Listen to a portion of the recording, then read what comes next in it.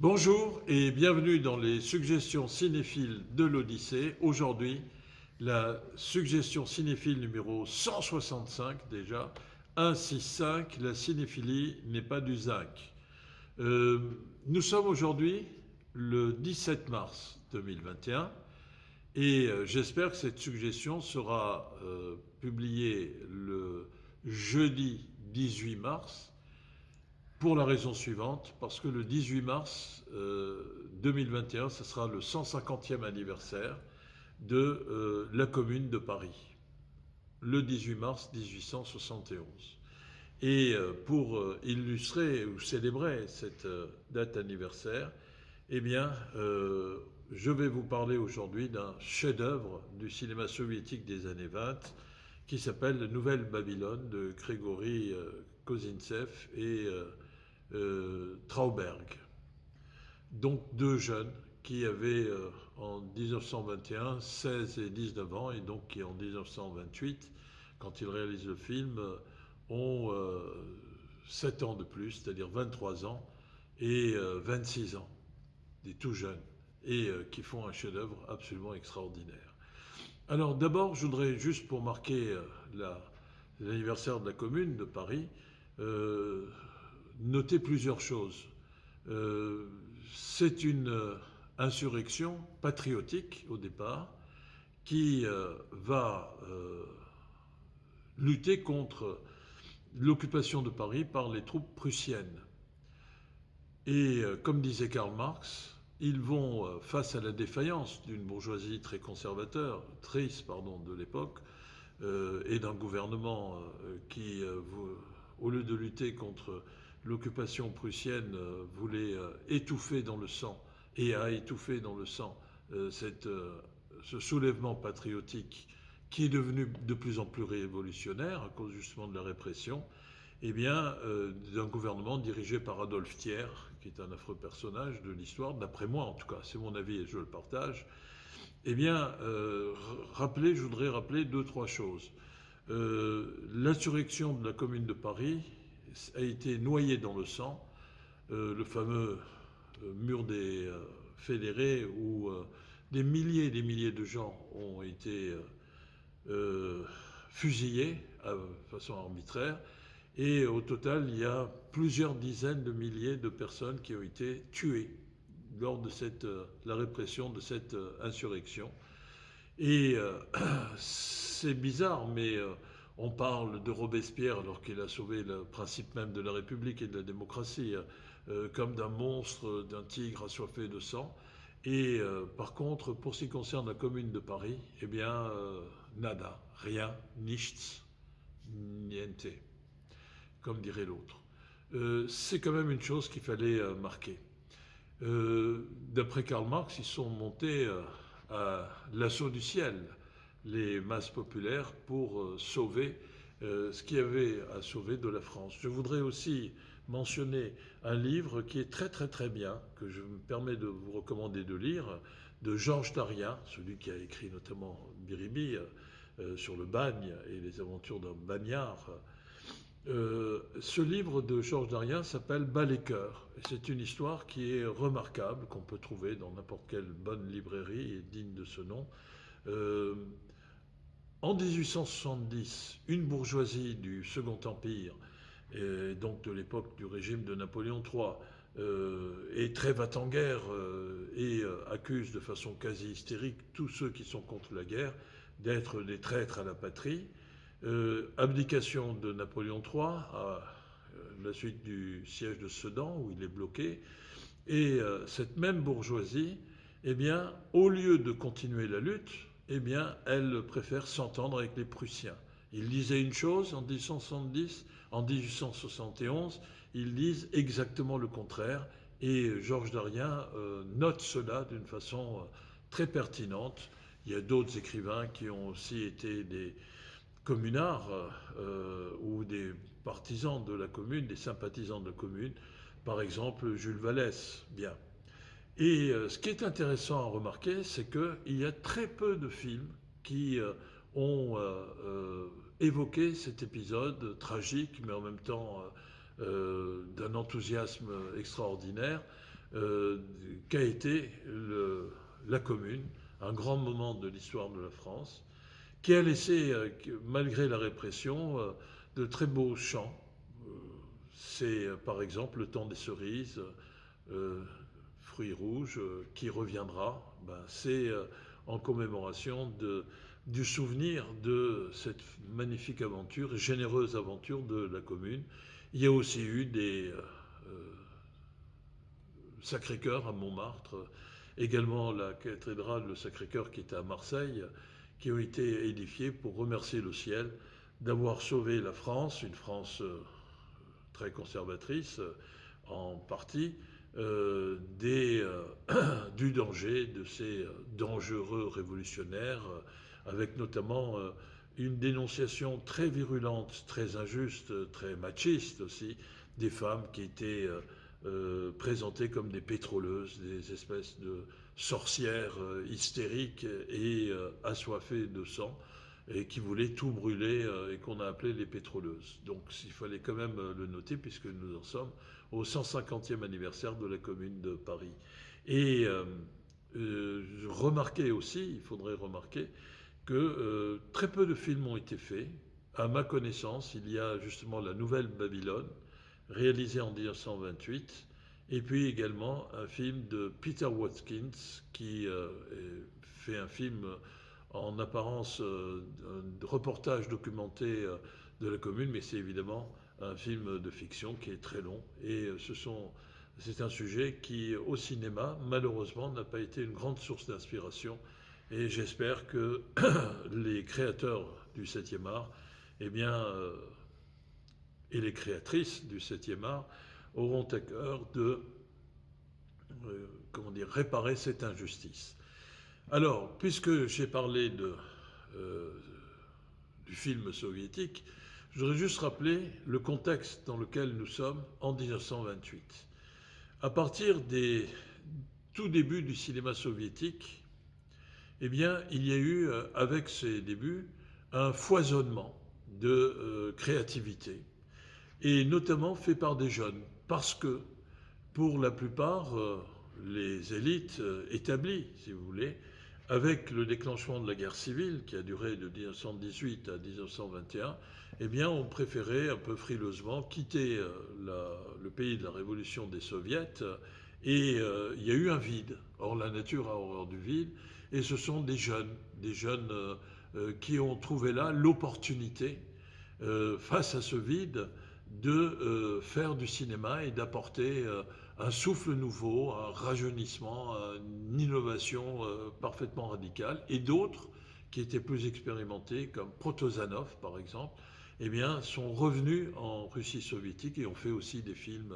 assez extraordinaires, tous les plus extraordinaires les uns que les autres. Et cela a été possible parce que, il faut le dire au passage, il y a eu un commissaire du peuple à l'instruction et aux arts qui s'appelait Lunacharsky, qui, au lieu de diriger d'en haut, du haut vers le bas, et c'est une grande leçon pour toutes les autorités qui veulent développer des politiques culturelles aujourd'hui, que ce soit en France ou en Navarre, eh bien c'est une grande référence parce qu'il a laissé se développer une stimulation, une compétition amicale et fraternelle entre ces différents courants artistiques, qui évidemment avaient les défauts de leur qualité et les qualités de leurs défauts, qui perdaient parfois du temps inutilement à se disputer les uns les autres, chacun préférant imposer sa façon de voir. Mais ça a été une période de foisonnement extraordinaire qui fait que le cinéma soviétique des années 20 est un des plus grands cinémas de l'histoire du 7e art. Il y a eu des génies qui ont émergé, je vais vous en dire quelques-uns. Eh bien, Eisenstein, Pudovkin, Dziga Vertov et beaucoup d'autres encore qu'on ne va pas avoir le temps de noter ici. Kozintsev, d'une part, et Trauberg, de l'autre, ont fondé en 1921, à la suite d'un manifeste qui a été publié cette année-là, et qui a été suivi en 1922 par la création d'une école artistique, si vous voulez, d'une tendance artistique, ils ont fondé la fabrique de l'acteur excentrique qui était appelée, c'était les initiales en russe, la FEX, la fabrique de l'acteur excentrique. Et c'était quelque chose qui était en parenté, si vous préférez, avec le futurisme qui avait déjà émergé avant le déclenchement de la Première Guerre mondiale, qui a été une boucherie qui a provoqué justement un écœurement vis-à-vis de la guerre et qui a rendu possible la révolution des soviets avant que celle-ci soit glacée, gelée, trahie, écrasée par le conformisme totalitaire de Staline et de sa théorie du socialisme dans un seul pays. Alors,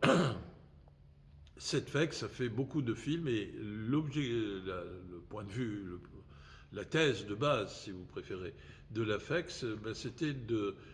faire en sorte que le cinéma privilégie le jeu des actrices et des acteurs et que c'était un langage, une gestuelle des corps qui prime. C'est quelque chose qui était très moderne et qui reste aujourd'hui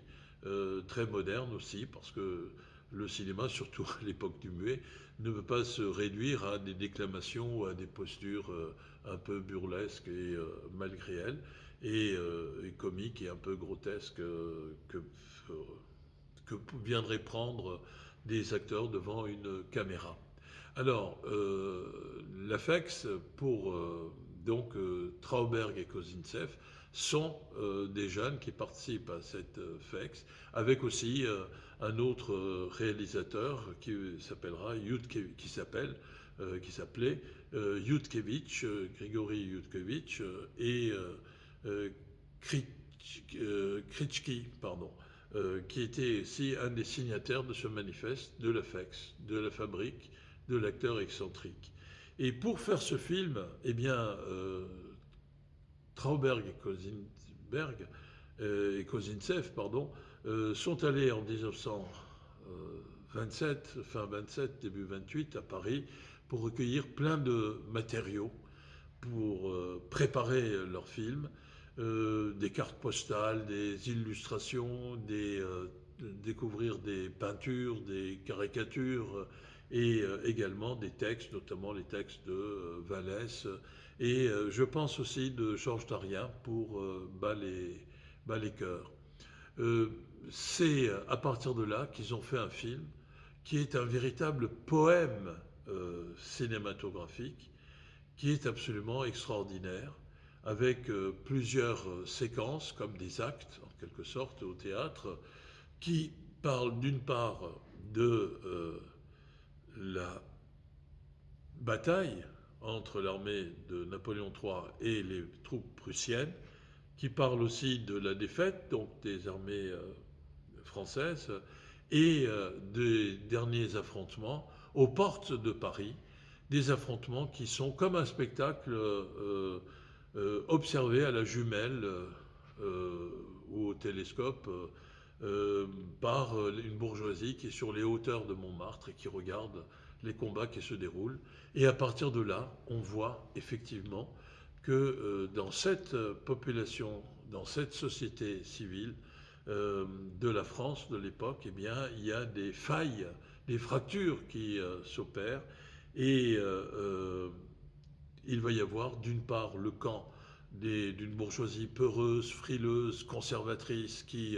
surtout veut garder ses privilèges et ne défend pas le principe de l'indépendance de la France,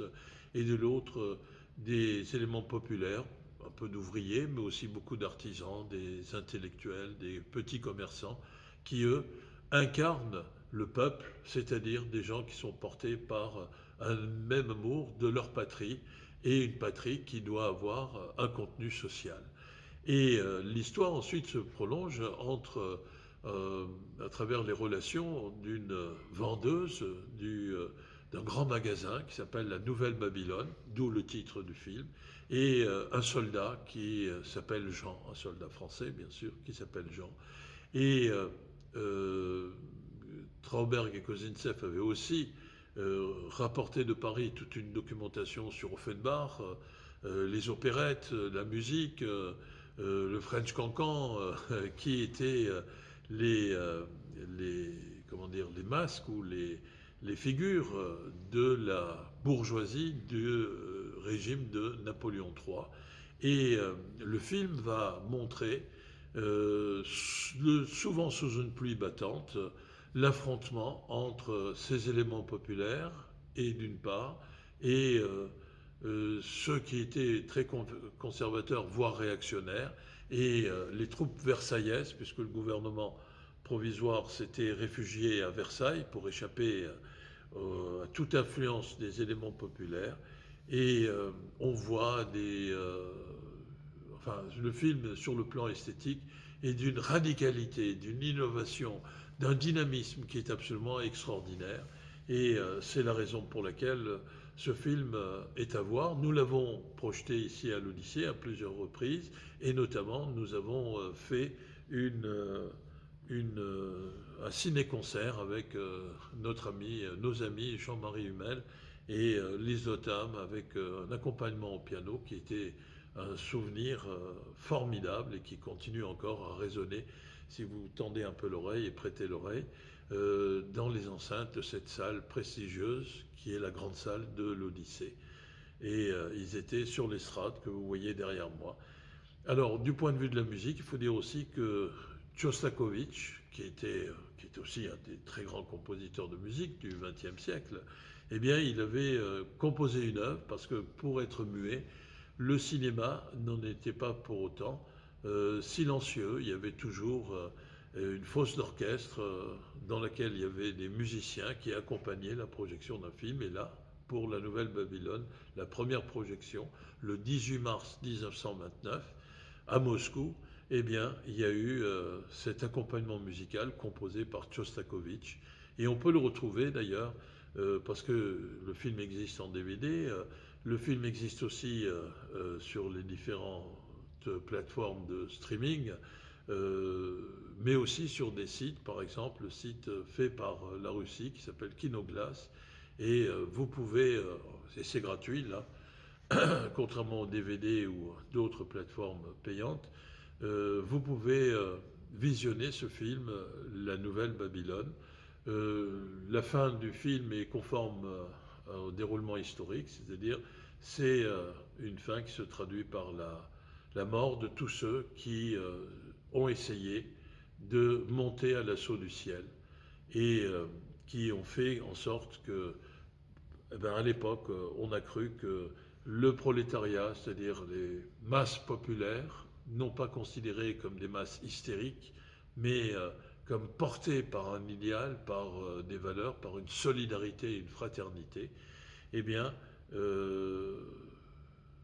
ont constitué ce que Marx appelait le prince du futur. Évidemment, le futur n'a pas été conforme à cette vision messianique, profanement messianique, de Karl Marx et de Friedrich Engels, mais il n'en reste pas moins que ce rêve peut être impossible, ce rêve peut être totalement utopiste, mais ce rêve radicalement déterminé, eh bien, est aujourd'hui un phare qui est susceptible de nous guider, surtout dans les périodes de confusion, pour rappeler qu'au fond, la vie, c'est la vie d'une population qui est solidaire, en se regroupant autour de valeurs et de projets communs, et qui met son destin en commun. Le destin a été tragique, en l'occurrence pour la Commune de Paris, mais ce n'est pas une raison pour continuer à rêver, et surtout, ce n'est pas une raison pour ne pas bénéficier du bonheur extraordinaire de voir ce film, qui est un véritable chef-d'œuvre, et que je vous invite à consulter pour commémorer le 150e anniversaire de la Commune de Paris. Merci, à très bientôt, prenez bien soin de vous, au revoir.